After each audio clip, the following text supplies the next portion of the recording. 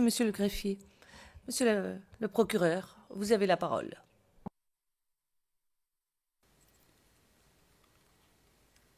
Vous étiez membre du RDR depuis combien d'années?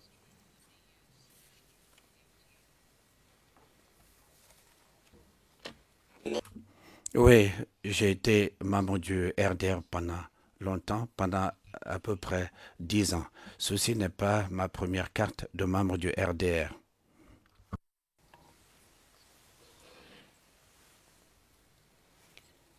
Est-ce votre dernière?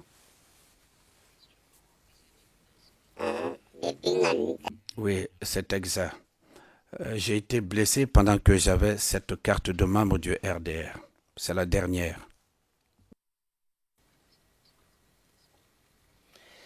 Quelles étaient vos activités politiques au moment, dans les mois ou les semaines menant au premier tour des élections de 2010?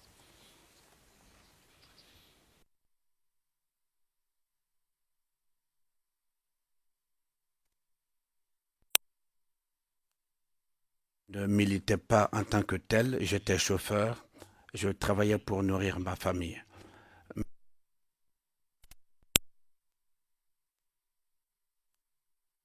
Et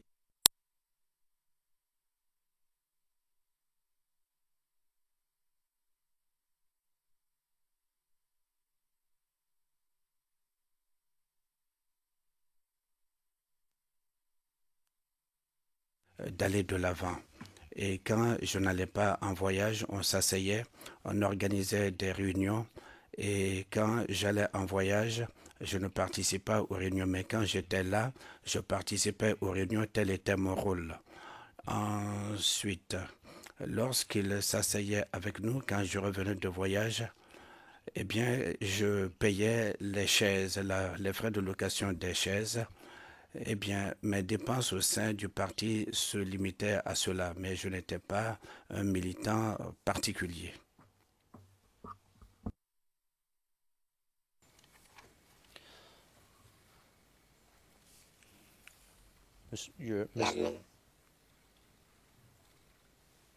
Mr. President, we'd like to submit. Monsieur MacDonald, Monsieur le Président, nous aimerions verser une pièce au dossier, les VD numéro 1, la carte d'affiliation, comme document confidentiel.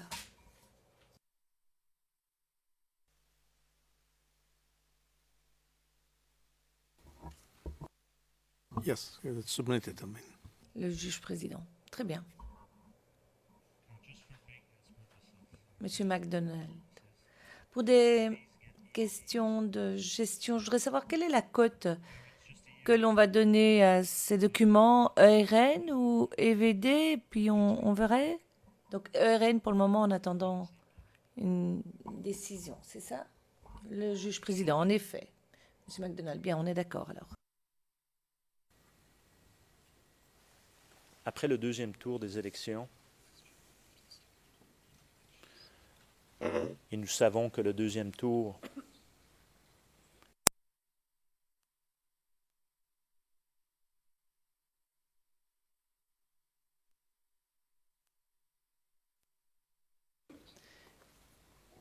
et dans les semaines qui ont suivi,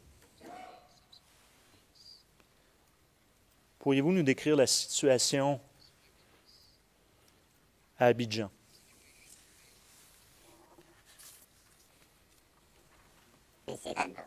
Oui, je puis en parler. Après le deuxième tour des élections, nous sommes arrivés des élections le dimanche soir. Et l'on nous a dit que le président Laurent Gbagbo a décrété le couvre-feu, qu'il faut rester à la maison. Les gens ont dit, mais nous avons voté. Nos bulletins ne sont même pas arrivés à destination. Comment est-ce qu'on peut nous dire de rester chez nous, qu'il y a au couvre-feu? Ceci est louche. À Port-Boued 2, les gens ont dit non, qu'ils vont accompagner leurs urnes pour que tout le monde sache ce qui s'est passé. Je suis allé là où nous avons voté, arrivé là-bas. Nous avons trouvé que les gendarmes étaient venus pour emporter les urnes. Nous avons dit non, vous ne pourrez pas emporter les urnes. Il faut qu'ils les laissent. Ils ont dit non, il faut rentrer à la maison, il y a couvre-feu. Nous avons dit non, nous ne partirons pas si vous voulez, tuez-nous. L'ONUCI est arrivé et quand l'ONUCI est arrivé, les gendarmes étaient gênés. Les membres de l'ONUCI ont parlé, les gendarmes sont par terre. Il y a une compagnie qui a pris les urnes. Et ils ont pris les urnes du centre social de l'école Palmeret et les urnes de l'école Marché. Ensuite, ils sont allés en chercher à Banco 2 et ces urnes ont été...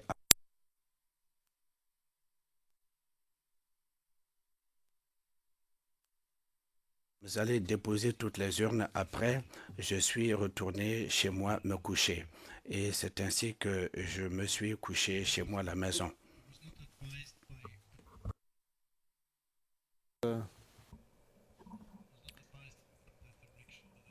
On ne m'a pas demandé de le dire, mais je me demande si vous ne devriez pas ralentir. Je me demande si vous ne parlez pas trop vite. Pourriez-vous ralentir un tout petit peu?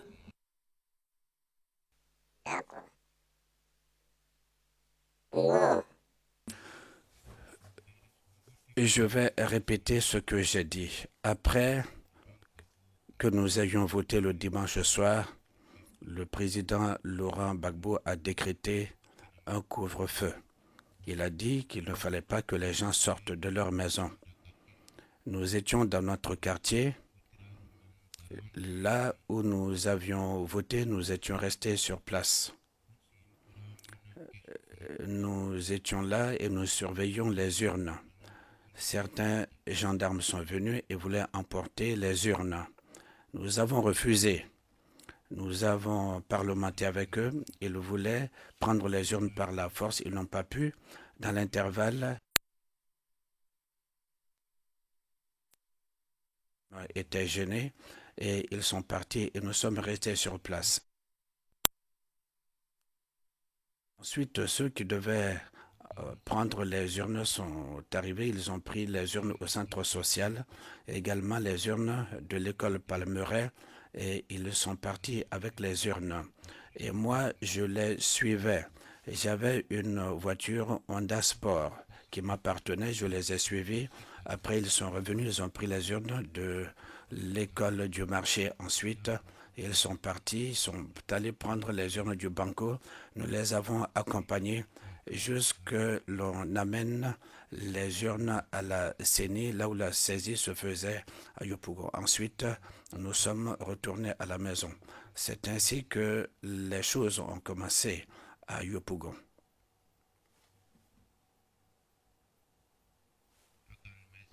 Est-ce que vous m'avez compris cette fois-ci?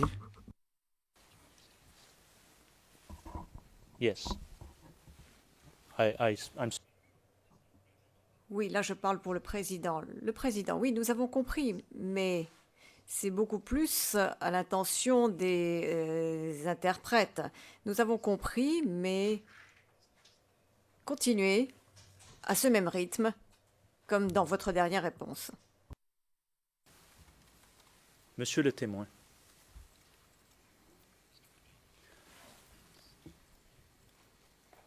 je vais tenter de nous focaliser, car je comprends que vous avez certainement beaucoup de choses que vous voulez dire à cette Chambre, y compris des choses que vous n'avez peut-être pas mentionnées dans votre déclaration. Alors, je vais vous demander de, encore une fois, bien écouter mes questions. Et je vais essayer d'être plus précis sans vous suggérer les réponses.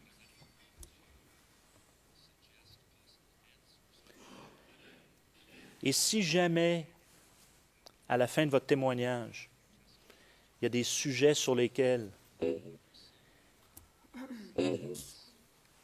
que nous aimerions revenir, nous pourrons le faire. D'accord? Très bien. J'ai compris. Encore une fois, afin de diriger le témoin uniquement.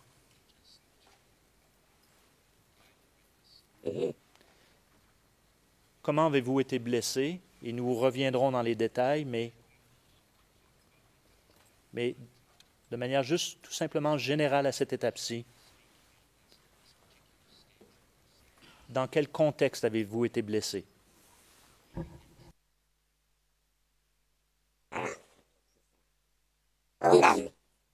J'ai bien compris votre question. C'est pendant le deuxième tour que j'ai été blessé. Un jour,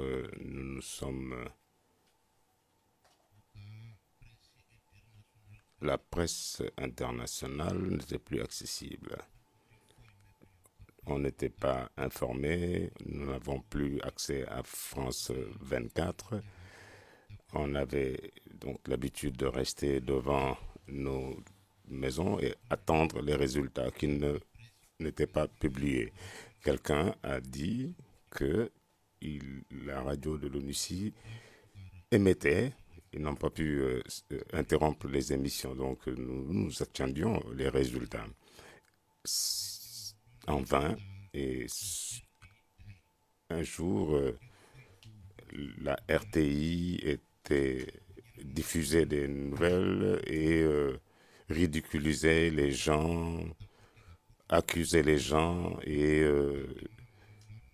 tentait de diaboliser les Blancs et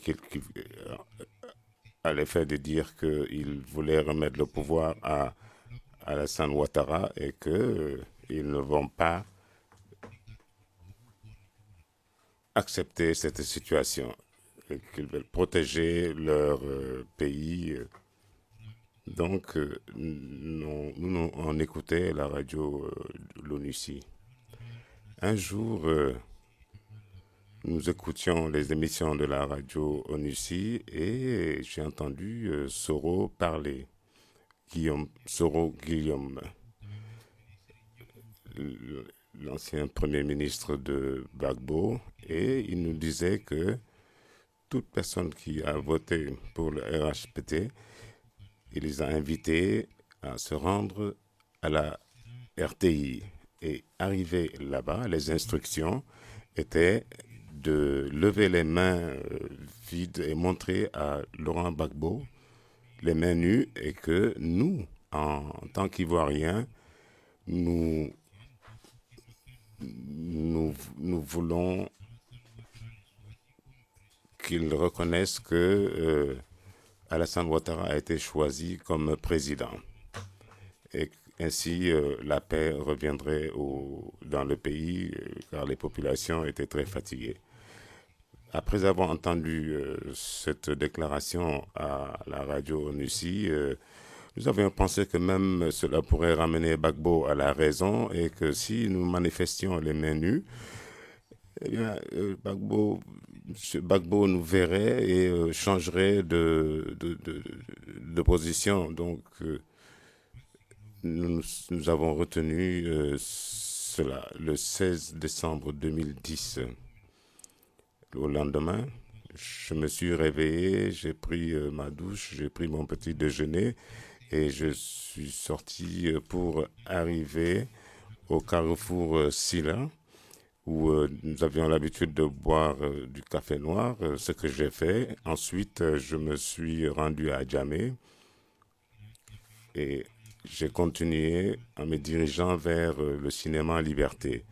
Arrivé à cet endroit, je me suis rendu vers Fraternité et j'ai entendu du bruit derrière moi. Je me suis dépêché pour monter et utiliser le pont piéton.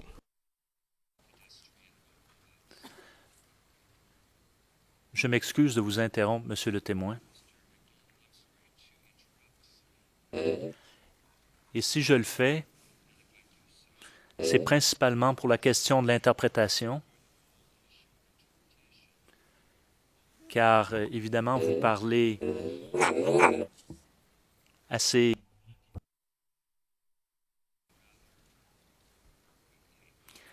Et ceci peut être difficile pour les interprètes.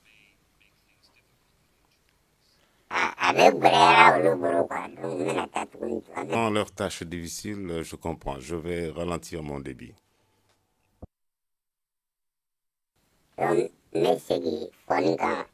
Est-ce que je dois répéter ce que je viens de dire? Pas nécessaire pour l'instant. Je vais vous poser des questions de précision.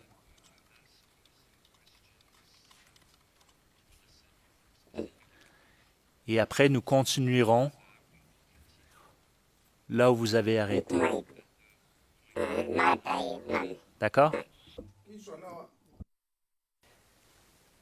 J'ai compris.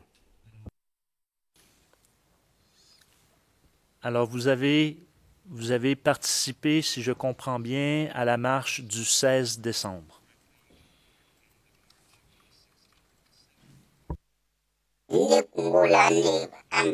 Effectivement, nous nous sommes rendus jusqu'à la RTI. Mais nous n'avons pas pu atteindre cet endroit car on nous a tiré dessus.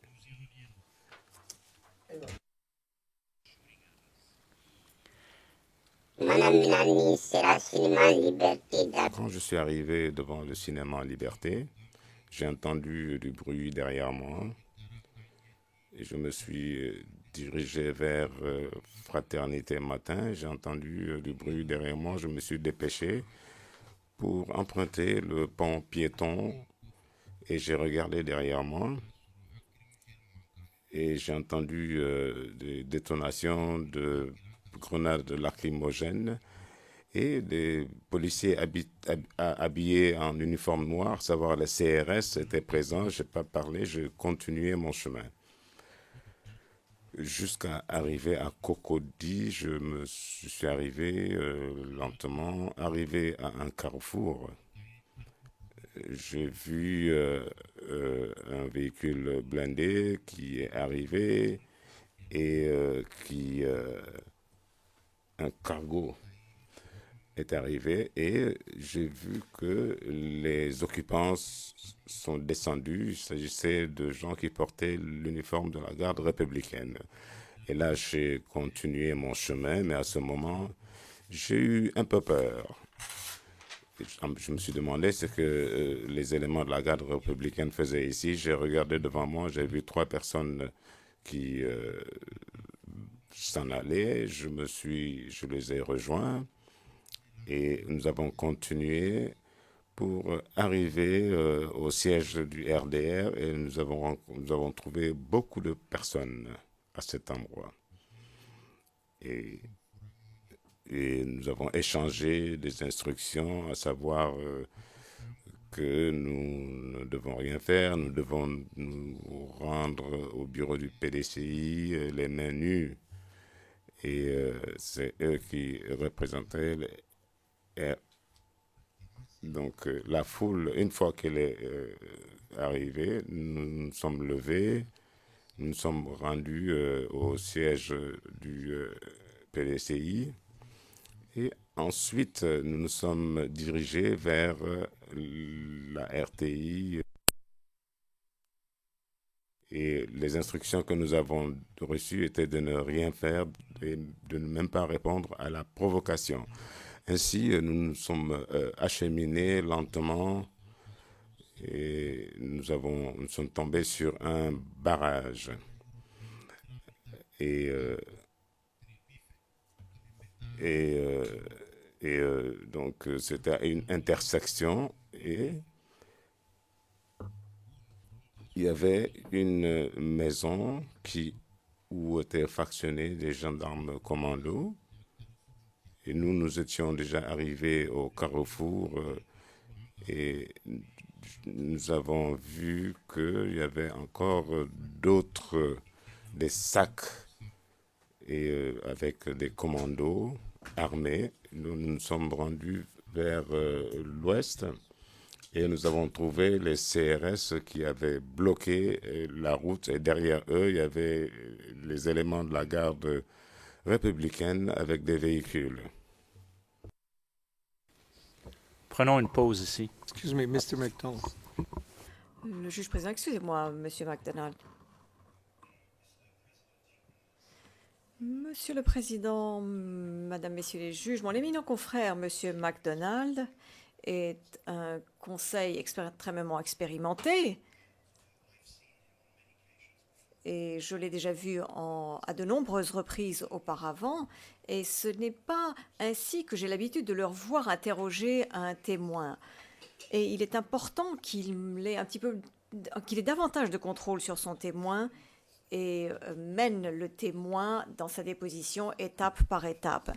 Si on autorise le témoin à parler de manière continue de cette façon, tout d'abord, il y a un risque qu'il dise des choses que la défense, dont la défense n'avait pas entendu parler auparavant. Et deuxièmement, c'est difficile à suivre. Donc, mon éminent confrère devrait demander au témoin au moins de faire une pause, de mener le témoin dans sa déposition, de le diriger un peu. Le président, me permettez-vous de ne pas être d'accord avec vous? Je pense que le témoin est ici pour dire la vérité, sa vérité. Et je pense également qu'il ne devrait pas être guidé. Et c'est la raison pour laquelle nous n'avons pas accepté non plus la préparation du témoin qui aurait été une façon de le diriger. Si le témoin parle, il doit pouvoir parler en disant ce qu'il a vu. C'est tout, les faits dont il a été le témoin. C'est tout. Et je pense simplement qu'il appartient au procureur de décider ce qu'il doit faire, comme ce sera le cas pour vous, de décider donc de guider ou ne pas guider le témoin.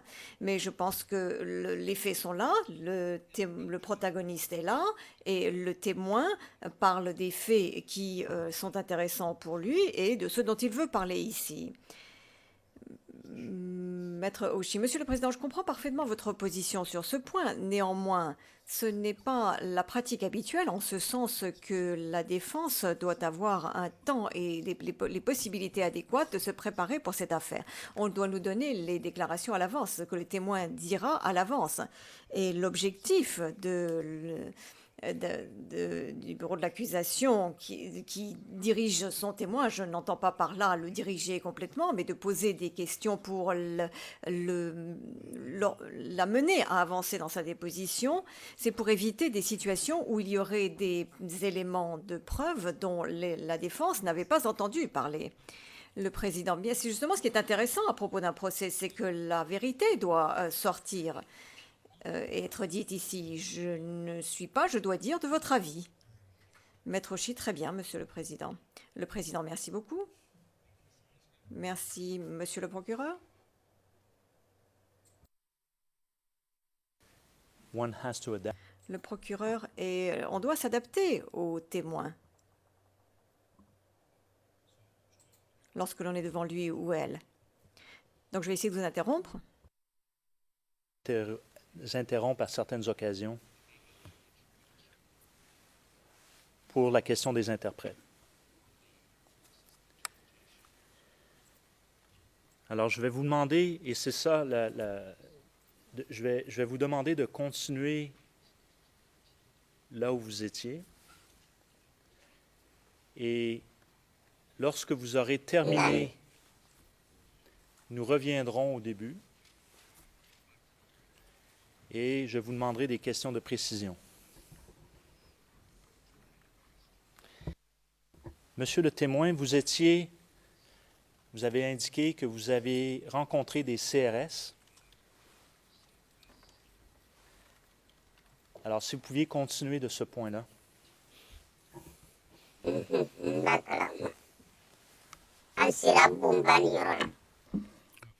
Nous sommes arrivés au niveau d'un bâtiment, c'était une voie sans issue. Il y avait des gendarmes au commando là, près de ce grand bâtiment.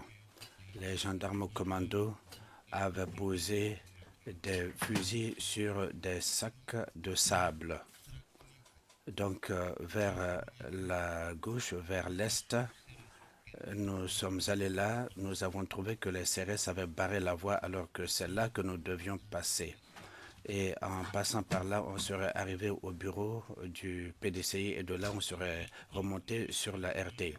Arrivé au niveau du carrefour, on a voulu s'approcher. Ils ont lancé des gaz lacrymogènes. Nous avons levé les mains. On a dit nous n'avons rien. Et ils ont envoyé beaucoup de gaz lacrymogènes sur la foule qui a paniqué. Donc nous qui étions devant en rang, on ne pouvait plus faire marche arrière. La voie qui va vers l'ouest, nous avons couru pour aller par là. J'ai couru un peu et je suis tombé. J'ai entendu un coup de feu, je suis tombé. J'ai vu que ma jambe était fracturée. Ces personnes. Et le dernier qui était resté, il a dit à leur chef, est-ce que je le tue, je l'achève ou bien on s'en va? Il a dit non, il faut pourchasser les autres. Celui qui est à terre, il est déjà mort, il ne peut plus aller quelque part. Il faut aller attraper ceux qui fuyaient.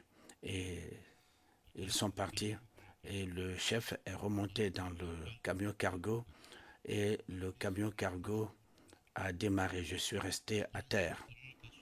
J'ai tiré ma jambe, j'ai vu que ma jambe était fracturée, l'os était dehors.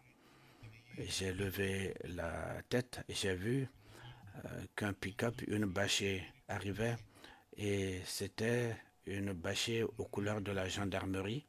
Il y avait 4 personnes derrière, il y avait le conducteur avec une personne à ses côtés. Le pick-up s'est arrêté. La première personne qui est descendue a armé son fusil et les 3 autres sont venus et ils m'ont encerclé. Le chef qui était devant, il avait la radio. Eh bien, ils avaient tous l'uniforme des gendarmes commando. Il est venu jusqu'à moi. Il a demandé à ces hommes de me fouiller. Ils m'ont fouillé, ils n'ont rien trouvé. Il a dit, même s'ils trouvent des gris-gris sur moi ou bien un couteau, une arme blanche qu'ils me tuent, ils m'ont fouillé, ils n'ont rien trouvé. Ils ont dit, on n'a rien trouvé. Donc, il leur a demandé de voir si je n'avais rien jeté dans les environs. Je suis tombé là, je ne savais pas ce qu'il y avait dans les environs. C'est Dieu qui m'a sauvé. Ils ont fouillé, regardé, ils n'ont rien trouvé. Donc les hommes sont revenus, ils ont dit qu'ils n'ont rien trouvé. Le chef m'a demandé quel était mon nom, j'ai dit mon nom. Il m'a dit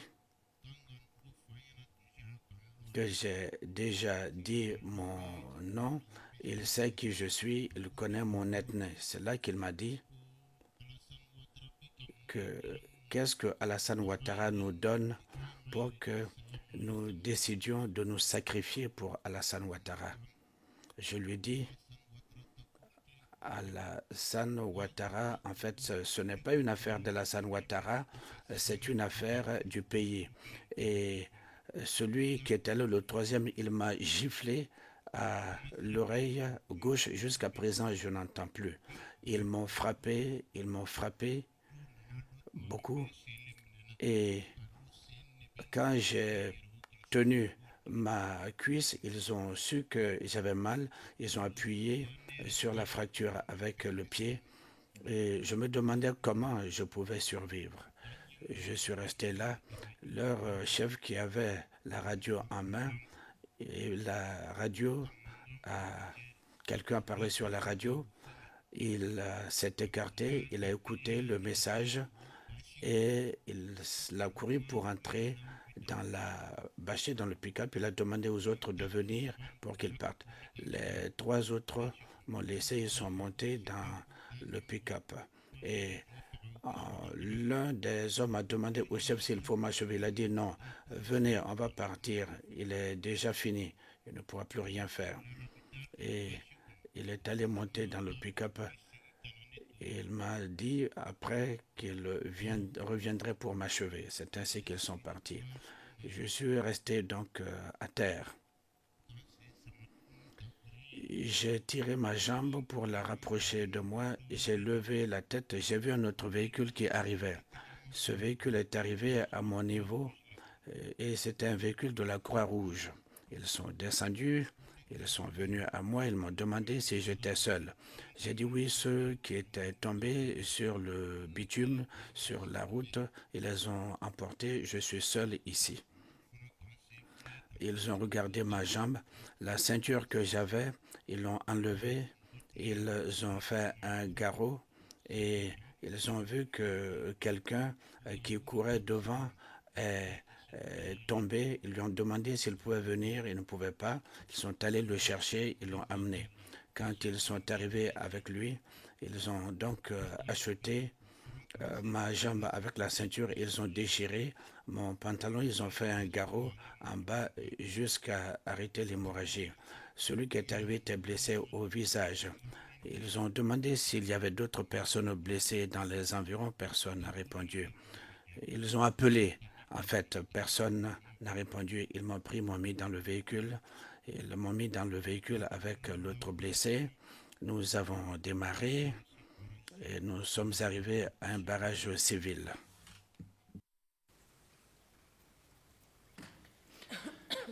Monsieur le témoin, Oui, écoute. Mais il a... et avec la permission de la Chambre, I think it's I 11:05. would propose Le président, je pense qu'il est 11h05. Monsieur McDonald, je proposerai avec votre autorisation que nous faisions une pause maintenant. Le président, oui. Bien, nous voulons de travailler 1h30. Cela nous amène maintenant à la pause. Monsieur le témoin, donc vous allez également bénéficier d'une demi-heure de pause. Entre-temps, pendant cette pause, je vais demander à la sécurité de prendre les noms des journalistes et des médias dans la galerie pour des raisons de sécurité, bien entendu, et pour la sécurité et le bien-être du témoin. Donc, l'audience est suspendue jusqu'à 11h35.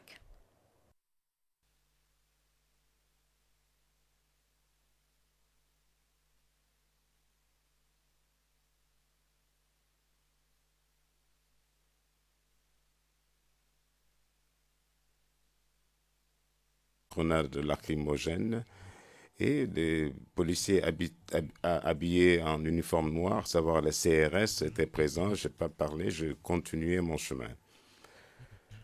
Jusqu'à arriver à Cocody, je suis arrivé lentement, arrivé à un carrefour.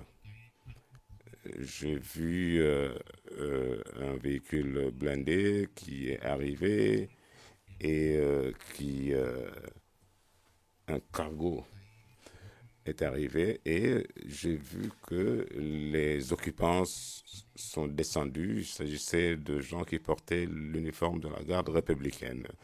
Et là, j'ai continué mon chemin, mais à ce moment, j'ai eu un peu peur.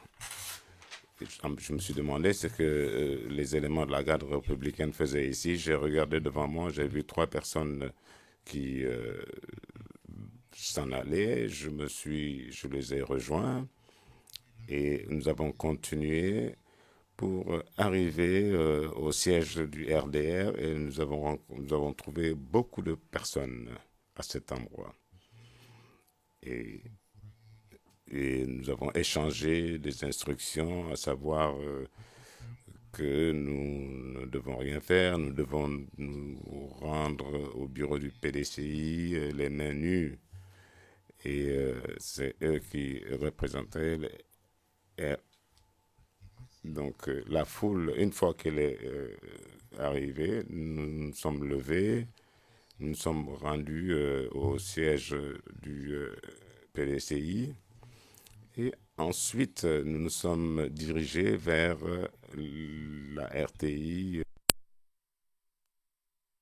Et les instructions que nous avons reçues étaient de ne rien faire et de ne même pas répondre à la provocation. Ainsi, nous nous sommes acheminés lentement et nous sommes tombés sur un barrage. Et donc, c'était une intersection et il y avait une maison où étaient factionnés des gendarmes commandos. Et nous étions déjà arrivés au carrefour et nous avons vu qu'il y avait encore des sacs avec des commandos armés. Nous nous sommes rendus vers l'ouest et nous avons trouvé les CRS qui avaient bloqué la route et derrière eux, il y avait les éléments de la garde républicaine avec des véhicules. Prenons une pause ici. Excuse me, Mr. McDonald. Le juge président, excusez-moi, Monsieur MacDonald. Monsieur le Président, Madame, Messieurs les juges, mon éminent confrère, Monsieur MacDonald, est un conseil extrêmement expérimenté. Et je l'ai déjà vu à de nombreuses reprises auparavant. Et ce n'est pas ainsi que j'ai l'habitude de leur voir interroger un témoin. Et il est important qu'il ait davantage de contrôle sur son témoin et mène le témoin dans sa déposition étape par étape. Si on autorise le témoin à parler de manière continue de cette façon, tout d'abord, il y a un risque qu'il dise des choses que la défense, dont la défense n'avait pas entendu parler auparavant. Et deuxièmement, c'est difficile à suivre. Donc, mon éminent confrère devrait demander au témoin au moins de faire une pause, de mener le témoin dans sa déposition, de le diriger un peu. Le président, me permettez-vous de ne pas être d'accord avec vous? Je pense que le témoin est ici pour dire la vérité, sa vérité. Et je pense également qu'il ne devrait pas être guidé. Et c'est la raison pour laquelle nous n'avons pas accepté non plus la préparation du témoin qui aurait été une façon de le diriger. Si le témoin parle, il doit pouvoir parler en disant ce qu'il a vu. C'est tout, les faits dont il a été le témoin. C'est tout. Et je pense simplement qu'il appartient au procureur de décider ce qu'il doit faire, comme ce sera le cas pour vous, de décider donc de guider ou ne pas guider le témoin. Mais je pense que les faits sont là, le protagoniste est là, et le témoin parle des faits qui sont intéressants pour lui et de ceux dont il veut parler ici. Maître Oshie, Monsieur le Président, je comprends parfaitement votre position sur ce point. Néanmoins, ce n'est pas la pratique habituelle en ce sens que la défense doit avoir un temps et les possibilités adéquates de se préparer pour cette affaire. On doit nous donner les déclarations à l'avance, ce que le témoin dira à l'avance. Et l'objectif du bureau de l'accusation qui dirige son témoin, je n'entends pas par là le diriger complètement, mais de poser des questions pour la mener. Ensuite, ils sont allés en chercher à Banco 2 et ces urnes ont été...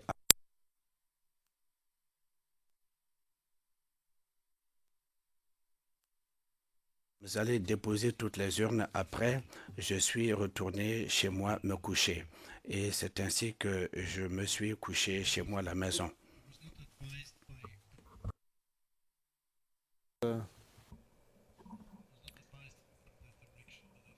On ne m'a pas demandé de le dire, mais je me demande si vous ne devriez pas ralentir. Je me demande si vous ne parlez pas trop vite.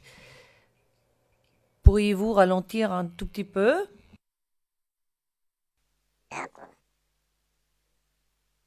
Non. Je vais répéter ce que j'ai dit. Après que nous ayons voté le dimanche soir, le président Laurent Gbagbo a décrété un couvre-feu. Il a dit qu'il ne fallait pas que les gens sortent de leur maison. Nous étions dans notre quartier. Là où nous avions voté, nous étions restés sur place. Nous étions là et nous surveillions les urnes. Certains gendarmes sont venus et voulaient emporter les urnes. Nous avons refusé. Nous avons parlementé avec eux. Ils voulaient prendre les urnes par la force. Ils n'ont pas pu. Dans l'intervalle, étaient gênés et ils sont partis et nous sommes restés sur place. Ensuite, ceux qui devaient prendre les urnes sont arrivés. Ils ont pris les urnes au centre social, et également les urnes de l'école Palmeret, et ils sont partis avec les urnes. Et moi, je les suivais. J'avais une voiture Honda Sport qui m'appartenait, je les ai suivis. Après, ils sont revenus, ils ont pris les urnes de l'école du marché ensuite. Ils sont partis, ils sont allés prendre les urnes du banco. Nous les avons accompagnés jusque l'on amène les urnes à la CENI, là où la saisie se faisait à Yopougon. Ensuite, nous sommes retournés à la maison. C'est ainsi que les choses ont commencé à Yopougon.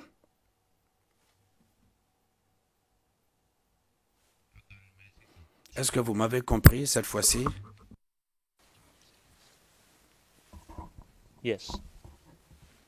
I'm Oui, là je parle pour le président. Le président, oui, nous avons compris, mais c'est beaucoup plus à l'intention des interprètes.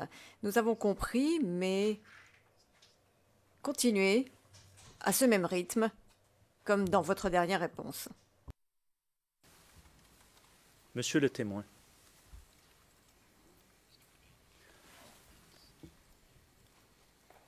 je vais tenter de nous focaliser, car je comprends que vous avez certainement beaucoup de choses que vous voulez dire à cette chambre, y compris des choses que vous n'avez peut-être pas mentionnées dans votre déclaration. Alors, je vais vous demander de, encore une fois, bien écouter mes questions. Et je vais essayer d'être plus précis sans vous suggérer les réponses.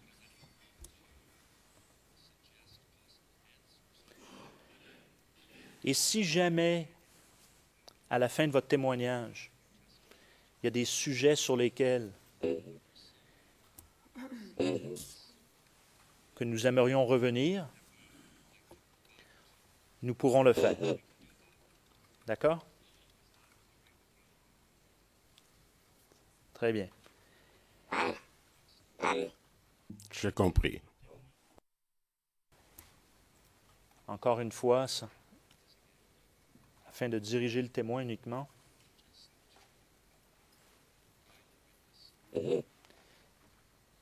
Comment avez-vous été blessé? Et nous reviendrons dans les détails, mais de manière juste tout simplement générale à cette étape-ci. Dans quel contexte avez-vous été blessé?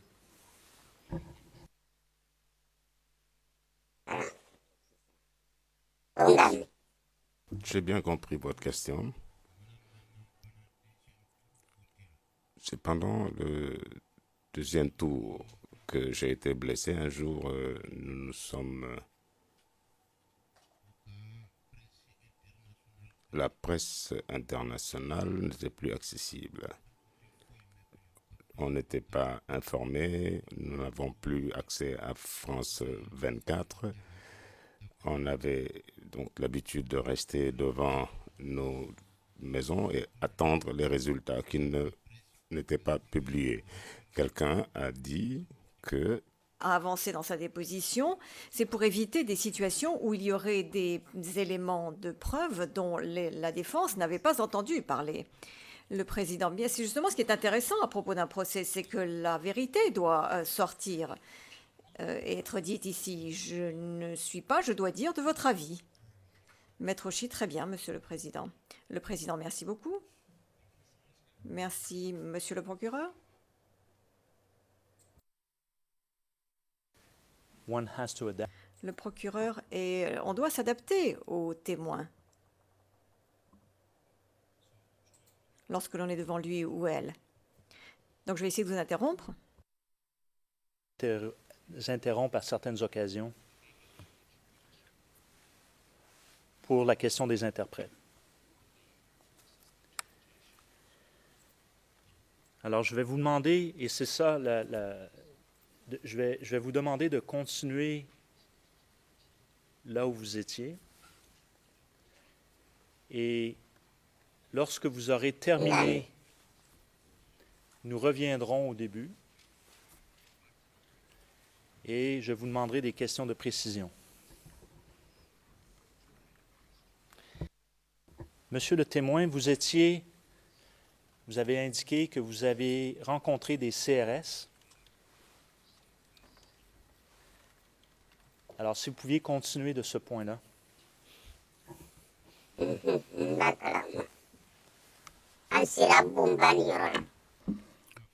Nous sommes arrivés au niveau d'un bâtiment, c'était une voie sans issue. Il y avait des gendarmes au commando là, près de ce grand bâtiment. Les gendarmes au commando avaient posé des fusils sur des sacs de sable. Donc, vers la gauche, vers l'est, nous sommes allés là, nous avons trouvé que les CRS avaient barré la voie alors que c'est là que nous devions passer. Et en passant par là, on serait arrivé au bureau du PDCI et de là, on serait remonté sur la RT. Arrivé au niveau du carrefour, on a voulu s'approcher. Ils ont lancé des gaz lacrymogènes. Nous avons levé les mains. On a dit nous n'avons rien. Et ils ont envoyé beaucoup de gaz lacrymogènes sur la foule qui a paniqué. Donc nous qui étions devant en rang, on ne pouvait plus faire marche arrière. La voie qui va vers l'ouest, nous avons couru pour aller par là. J'ai couru un peu et je suis tombé. J'ai entendu un coup de feu, je suis tombé. J'ai vu que ma jambe était fracturée. Ces personnes. Et le dernier qui était resté, il a dit à leur chef, est-ce que je le tue, je l'achève ou bien on s'en va? Il a dit non, il faut pourchasser les autres. Celui qui est à terre, il est déjà mort, il ne peut plus aller quelque part. Il faut aller attraper ceux qui fuyaient. Et ils sont partis. Et le chef est remonté dans le camion cargo et le camion cargo a démarré. Je suis resté à terre. J'ai tiré ma jambe et j'ai vu que ma jambe était fracturée, l'os était dehors.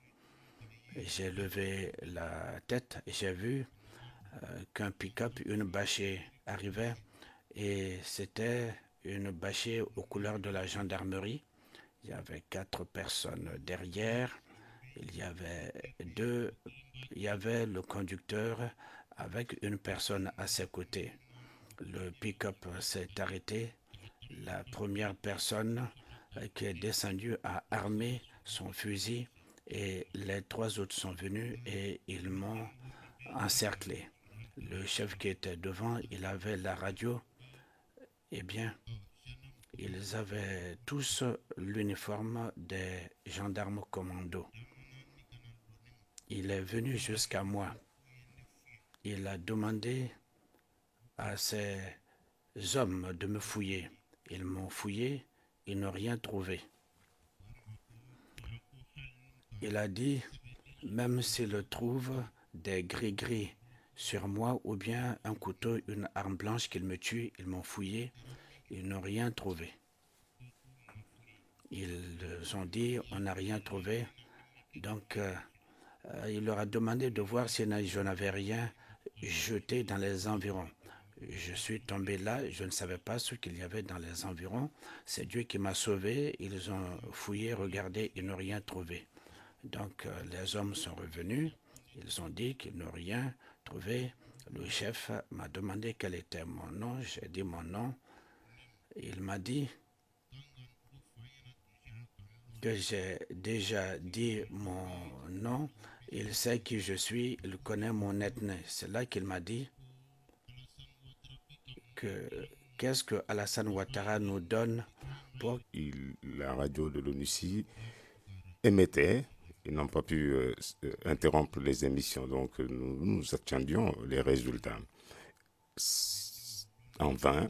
Et un jour, la RTI diffusait des nouvelles et ridiculisait les gens, accusait les gens et tentait de diaboliser les Blancs et à l'effet de dire qu'il voulait remettre le pouvoir à Alassane Ouattara et qu'ils ne vont pas accepter cette situation, et qu'ils veulent protéger leur pays. Donc, on écoutait la radio l'ONUCI.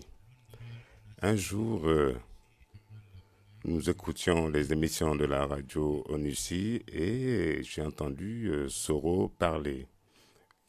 Soro Guillaume, l'ancien premier ministre de Gbagbo, et il nous disait que toute personne qui a voté pour le RHPT, il les a invités à se rendre à la RTI. Et arrivé là-bas, les instructions étaient de lever les mains vides et montrer à Laurent Gbagbo les mains nues et que nous, en tant qu'Ivoiriens, nous voulons qu'ils reconnaissent que Alassane Ouattara a été choisi comme président. Et ainsi, la paix reviendrait dans le pays, car les populations étaient très fatiguées.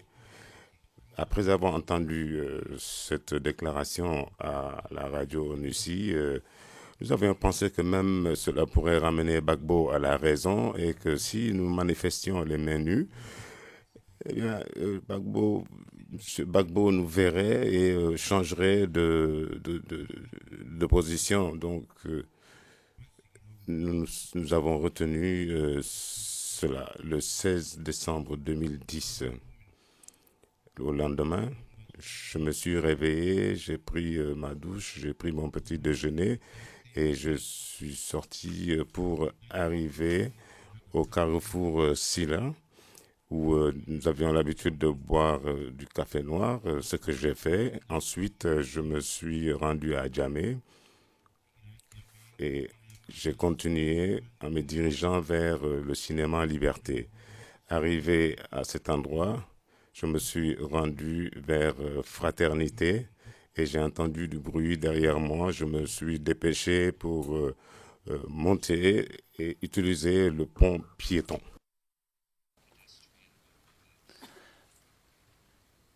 Je m'excuse de vous interrompre, monsieur le témoin. Et si je le fais, c'est principalement pour la question de l'interprétation, car évidemment, vous parlez assez...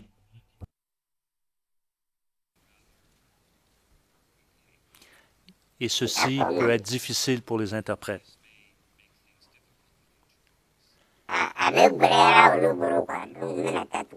Dans leurs tâches difficiles, je comprends. Je vais ralentir mon débit.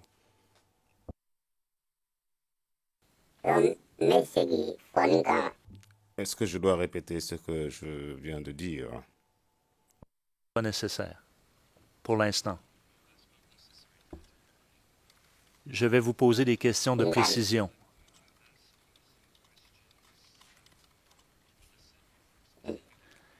Et après, nous continuerons là où vous avez arrêté. D'accord? J'ai compris. Alors, vous avez participé, si je comprends bien, à la marche du 16 décembre.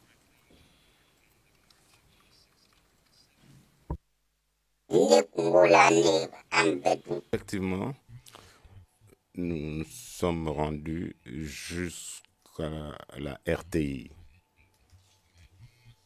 Mais nous n'avons pas pu atteindre cet endroit car on nous a tiré dessus.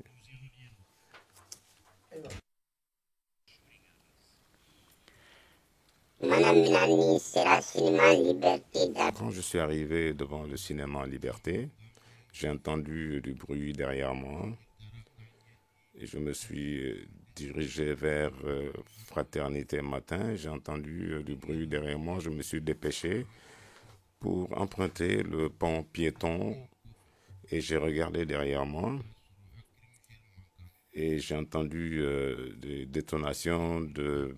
Merci, monsieur le greffier. Monsieur le procureur, vous avez la parole.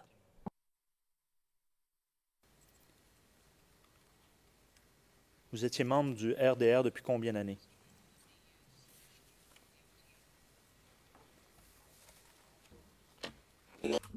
Oui, j'ai été membre du RDR pendant longtemps, pendant à peu près 10 ans. Ceci n'est pas ma première carte de membre du RDR.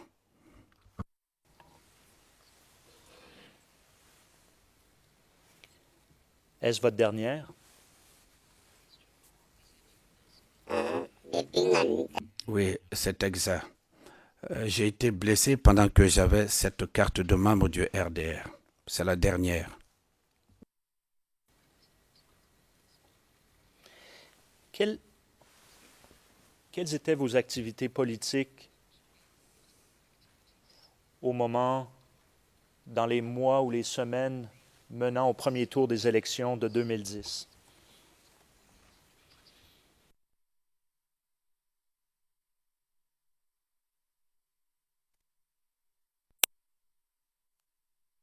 Je ne militais pas en tant que tel, j'étais chauffeur, je travaillais pour nourrir ma famille.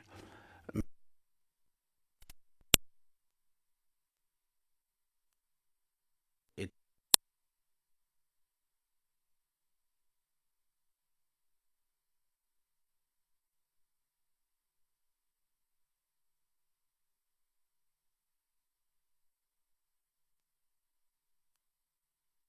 d'aller de l'avant. Et quand je n'allais pas en voyage, on s'asseyait, on organisait des réunions. Et quand j'allais en voyage, je ne participais pas aux réunions. Mais quand j'étais là, je participais aux réunions, tel était mon rôle. Ensuite, lorsqu'il s'asseyait avec nous, quand je revenais de voyage, eh bien, je payais les chaises, les frais de location des chaises. Eh bien, mes dépenses au sein du parti se limitaient à cela, mais je n'étais pas un militant particulier.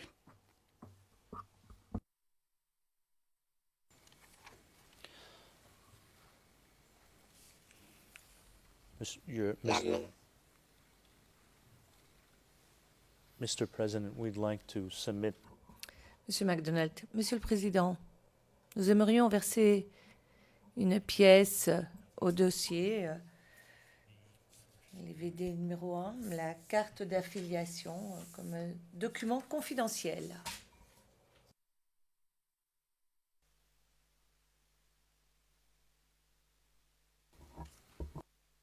Yes, it's submitted. I mean. Le juge président. Très bien. Monsieur MacDonald, pour des questions de gestion, je voudrais savoir quelle est la cote que l'on va donner à ces documents, ERN ou EVD, puis on verrait. Donc ERN pour le moment en attendant une décision, c'est ça? Le juge président, en effet. Monsieur MacDonald, bien, on est d'accord alors. Après le deuxième tour des élections, et nous savons que le deuxième tour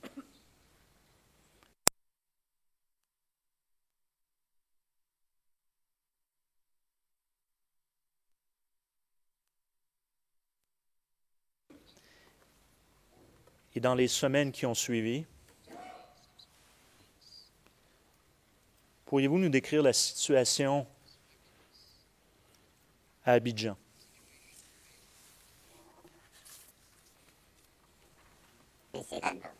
Oui, je puis en parler. Après le deuxième tour des élections, Nous sommes arrivés des élections le dimanche soir. Et l'on nous a dit que le président Laurent Gbagbo a décrété le couvre-feu, qu'il faut rester à la maison. Les gens ont dit, mais nous avons voté, nos bulletins ne sont même pas arrivés à destination. Comment est-ce qu'on peut nous dire de rester chez nous, qu'il y a un couvre-feu? Ceci est louche. À Port-Bouet 2, les gens ont dit non, qu'ils vont accompagner leurs urnes pour que tout le monde sache ce qui s'est passé. Je suis allé là où nous avons voté, arrivé là-bas. Nous avons trouvé que les gendarmes étaient venus pour emporter les urnes. Nous avons dit non, vous ne pourrez pas emporter les urnes. Il faut qu'ils les laissent. Ils ont dit non, il faut rentrer à la maison, il y a couvre-feu. Nous avons dit non, nous ne partirons pas, si vous voulez, tuez-nous. L'ONUCI est arrivé et quand l'ONUCI est arrivé, les gendarmes étaient gênés. Les membres de l'ONUCI ont parlé, les gendarmes sont par terre. Une compagnie qui a pris les urnes. Et ils ont pris les urnes du centre social de l'école Palmeret et les urnes de l'école Marché.